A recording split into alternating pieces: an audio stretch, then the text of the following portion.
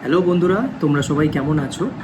আজ থেকে আমি আমার চ্যানেলে শুরু করছি হিস্টোরিক্যাল ফ্যাক্টস।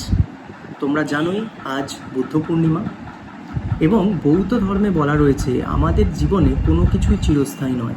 সুখ, দুঃখ, সাফল্য, ব্যর্থতা, জয়, পরাজয় কোনো কিছুই নয় এবং দুঃখ আমাদের জীবনের চিরসঙ্গী। দুঃখ আছে বলেই সুখের অনুভব হয়।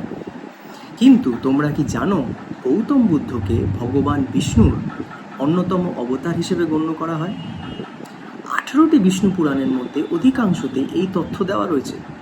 যদিও ভারতবর্ষে বৌদ্ধ ধর্মের প্রসার ঘটেছিল প্রতিবাদী ধর্ম আন্দোলন হিসেবে এবং ব্রাহ্মণ্য ধর্মের একাধিপত্যের বিরুদ্ধে, তাই এই তথ্যকে মেনে নেওয়া অসম্ভব এবং গ্রহণ করাও অসম্ভব যে গৌতম বুদ্ধের সঙ্গে ভগবান বিষ্ণুর কোনো কানেকশন রয়েছে।